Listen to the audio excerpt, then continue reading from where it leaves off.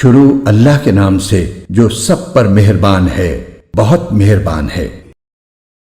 الف لام را، یہ اس کتاب کی آیتیں ہیں جو حکمت سے بھری ہوئی ہے۔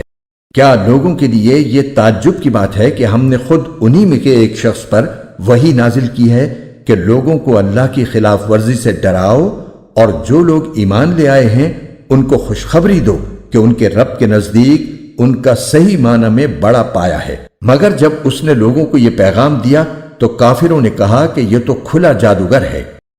حقیقت یہ ہے کہ تمہارا پروردگار اللہ ہے، جس نے سارے آسمانوں اور زمین کو 6 دن میں پیدا کیا، پھر اس نے عرش پر اس طرح استوا فرمایا کہ وہ ہر چیز کا انتظام کرتا ہے۔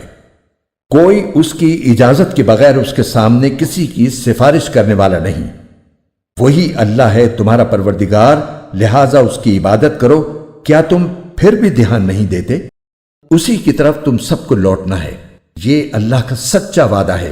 یقیناً ساری مخلوق کو شروع میں بھی وہی پیدا کرتا ہے اور دوبارہ بھی وہی پیدا کرے گا، تاکہ جو لوگ ایمان لائے ہیں اور جنہوں نے نیک عمل کیے ہیں ان کو انصاف کے ساتھ اس کا صلہ دے، اور جنہوں نے کفر اپنا لیا ہے ان کے لیے کھولتے ہوئے پانی کا مشروب ہے اور دکھ دینے والا عذاب ہے، کیونکہ وہ حق کا انکار کرتے تھے۔ اور اللہ وہی ہے جس نے سورج کو سراپا روشنی بنایا اور چاند کو سراپا نور، اور اس کے سفر کے لیے منزلیں مقرر کر دیں تاکہ تم برسوں کی گنتی اور مہینوں کا حساب معلوم کر سکو۔ اللہ نے یہ سب کچھ بغیر کسی صحیح مقصد کے پیدا نہیں کر دیا۔ وہ یہ نشانیاں ان لوگوں کے لیے کھول کھول کر بیان کرتا ہے جو سمجھ رکھتے ہیں۔ حقیقت یہ ہے کہ دن رات کے آگے پیچھے آنے میں اور اللہ نے آسمانوں اور زمین میں جو کچھ پیدا کیا ہے اس میں ان لوگوں کے لیے بڑی نشانیاں ہیں جن کے دل میں اللہ کا خوف ہے۔ جو لوگ ہم سے آخرت میں آ ملنے کی کوئی توقع نہیں رکھتے اور دنیاوی زندگی میں مگن اور اسی پر مطمئن ہو گئے ہیں، اور جو ہماری نشانیوں سے غافل ہیں، ان کا ٹھکانہ اپنے کرتوت کی وجہ سے دوزخ ہے۔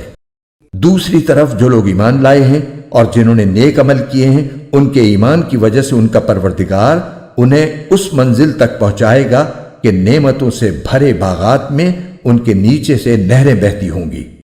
اس میں داخلے کے وقت ان کی پکار یہ ہوگی کہ یا اللہ، تیری ذات ہر عیب سے پاک ہے، اور ایک دوسرے کے خیر مقدم کے لیے جو لفظ وہ بولیں گے وہ سلام ہوگا، اور ان کی آخری پکار یہ ہوگی کہ تمام تعریفیں اللہ کی ہیں جو سارے جہانوں کا پروردگار ہے۔